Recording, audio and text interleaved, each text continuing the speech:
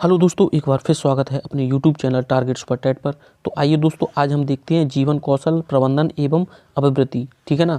तो इसमें जीवन कौशल में बताए गए हैं कि संवैधानिक और मानवीय मूल्य बताए गए हैं, प्रेरणा है, शिक्षक की भूमिका। जो शिक्षक की भूमिका होती है वो 5 प्रकार की होती है। कितने प्रकार की होती है?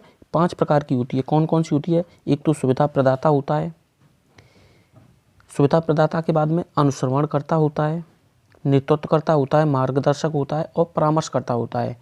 तो इसमें फिर बताया है कि संवैधानिक और मानवीय जो मूल्य हैं ये 4 नंबर पर आता है। दंड एवं पुरस्कार व्यवस्था का प्रभावी प्रयोग ये 5वें नंबर पर आता है। कितने नंबर पर आता है? 5वें नंबर पर आता है। तो देखते हैं, फिर यह कह रहा है कि जीवन कौशल है क्या, यानी जो जीवन कौशल है वो है क्या। तो क्या है? लाइफ स्किल यानी जीवन कौशल।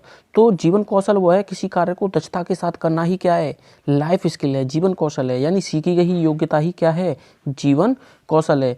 विश्व स्वास्थ्य संगठन, जिसे हम WHO भी कहते हैं, के अनुसार जीवन कौशल अनुभूति या सकारात्मक व्यवहार की वह क्षमताएं होती हैं। यानी ये विश्व स्वास्थ्य संगठन है वो यह कहना चाहता है कि जीवन कौशल अनुकूलित या सकारात्मक व्यवहार की वह क्षमताएं हैं जो एक व्यक्ति को अपने जीवन की मांगों एवं चुनौतियों से निपटने में सहायता करती हैं। वही क्या है? लाइफ स्किल हैं। ठीक है ना। तो WHO के अनुसार जो लाइफ स्किल है वो 10 प्रकार की बताई गई हैं। ये 10 प्रकार आपके, यानी WHO ने 10 प्रकार के जीवन कौशल बताए हैं। कौन कौन से बताए हैं? एक तो होता है आपका सामाजिक कौशल। सामाजिक कौशल में आपके 4 प्रकार की आती है। एक है आत्म जागरूकता, यानी खुद को जानना पहचानना। फिर है परानुभूति। परानुभूति और सहानुभूति समथिंग एक सी होती है, लेकिन इनमें फिर भी अंतर होता है। फिर है अंतर वैयक्तिक संबंध। फिर है प्रभावी संप्रेषण। यानी ये 4 प्रकार के हो गए सामाजिक कौशल में।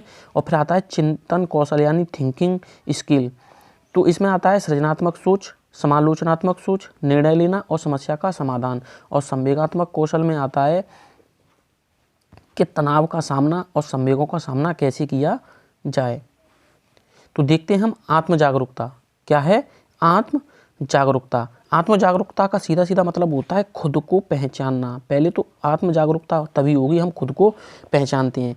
इसके बाद में दूसरा पॉइंट जो आपका आता है, अपने नेगेटिव एवं पॉजिटिव जो पक्ष हैं उनको पहचानना, यानी मजबूत एवं कमजोर पक्ष को पहचानना भी क्या है? आत्म जागरूकता है।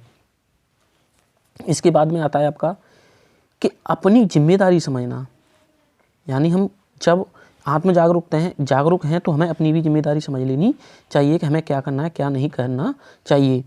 नेक्स्ट है आपका चौथा पॉइंट है कि यह तनाव और परेशानियों से बाहर लाने में मदद करता है। क्या करता है? आत्म जागरूकता होती है वह लोगों को तनाव और परेशानियों से बाहर लाने में भी मदद करती है। 5वां है, जो व्यक्ति स्वयं जागरूक नहीं होते वह दूसरों की समस्याओं को समझने में भी असमर्थ होते हैं।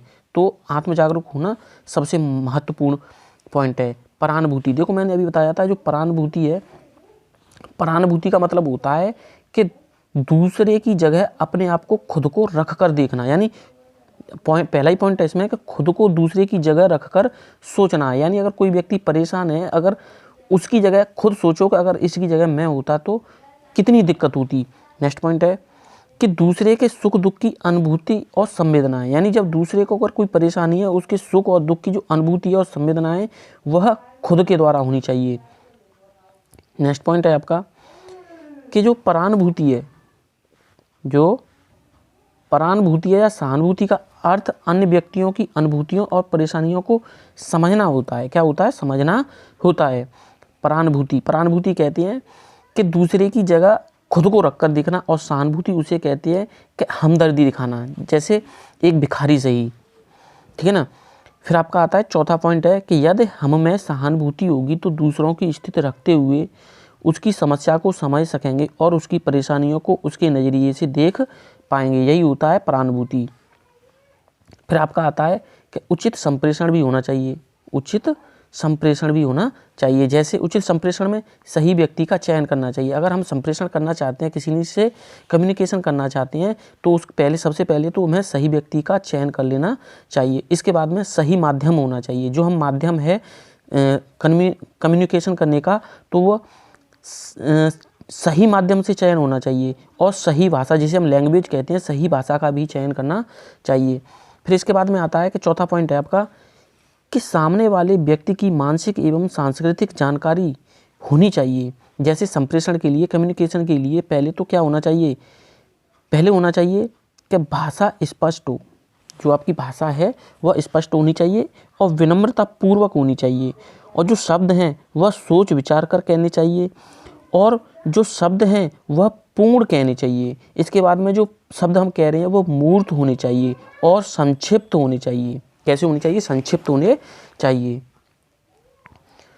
नेक्स्ट पॉइंट है आपका कि प्रभावी संप्रेषण, यानी जो संप्रेषण है, प्रभावी संप्रेषण है या संबंधों का प्रबंधन है, तो वो कैसा होना चाहिए, तो यह होना चाहिए, देखो सब प्रभावी संप्रेषण या संबंधों का प्रबंधन, एक तो है रिश्ते निभाना। रिश्ते हम कब निभा सकते हैं, जब हम आत्म जागरूक होंगे। इसके बाद में है हम सामाजिक, पारिवारिक, मानसिक सभी प्रकार के रिश्तों में संतुलन बनाना भी संप्रेषण का एक प्रभावी क्या है, काम होता है। इसके बाद में है आपका कि संबंधों के लिए सकारात्मक सोच होनी चाहिए। इसके बाद में है आपका सृजनात्मकता, यानी जो सृजनात्मकता है वो कैसी होनी चाहिए, ये आपका 5वां नंबर है। कितना है, 5वां नंबर आता है।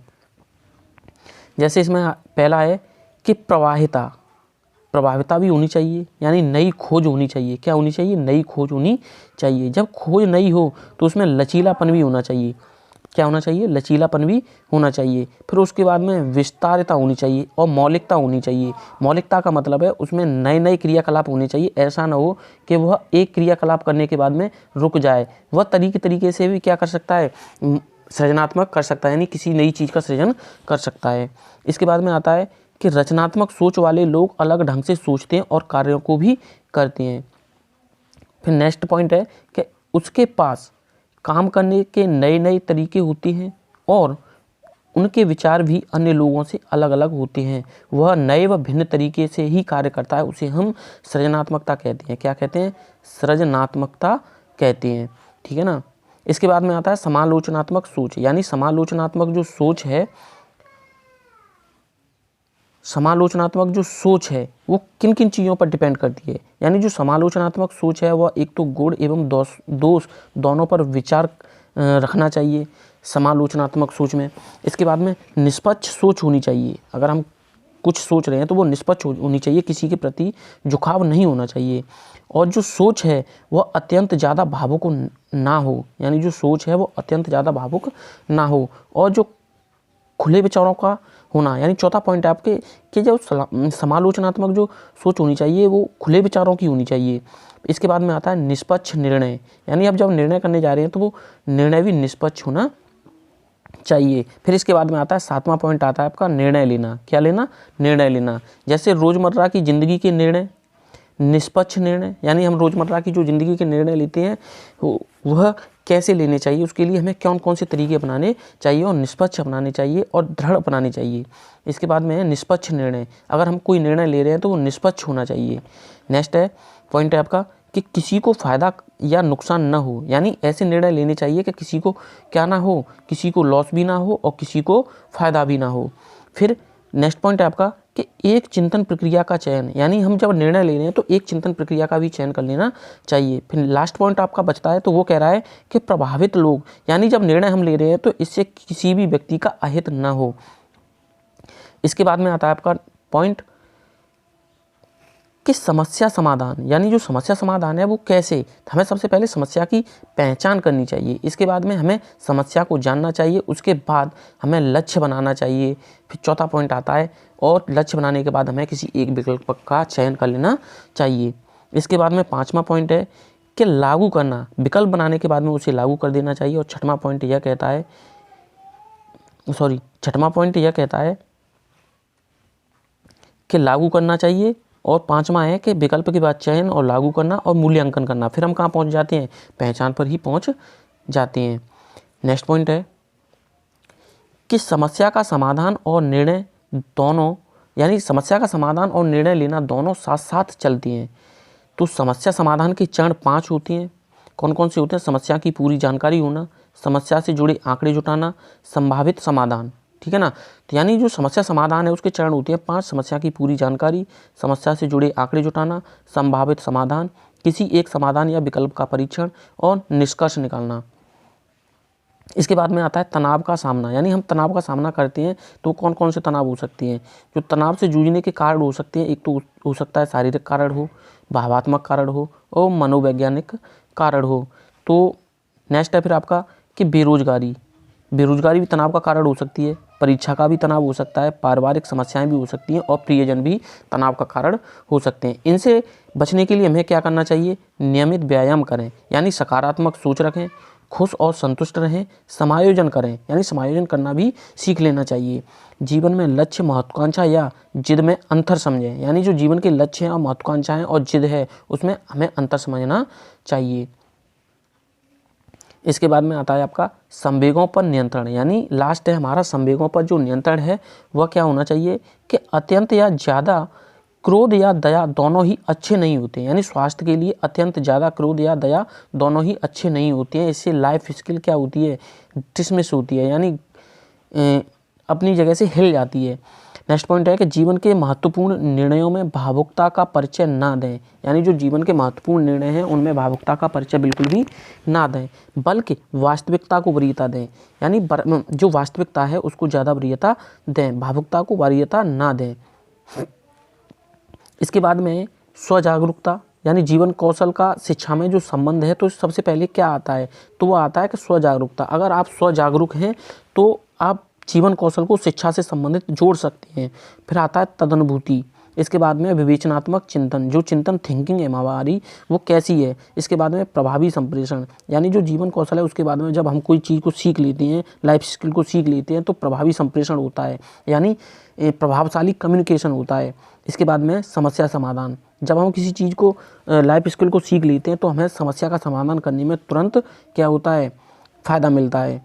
फिर इसके बाद में अंतर्वैयक्तिक संबंध, यानी अंतर्वैयक्तिक का संबंध भी होता है। इसके बाद में आता है निर्णय लेना, क्या लेना, निर्णय लेना। फिर आपका तनावों से बचना। मिलते हैं दोस्तों नेक्स्ट वीडियो में, और ये आपका यहीं जीवन कौशल ख़त्म होता है। इसके बाद में हम नेक्स्ट चैप्टर फिर लेकर आएंगे। मिलते हैं नेक्स्ट वीडियो में। और यह हस्तलिखित नोट्स हैं,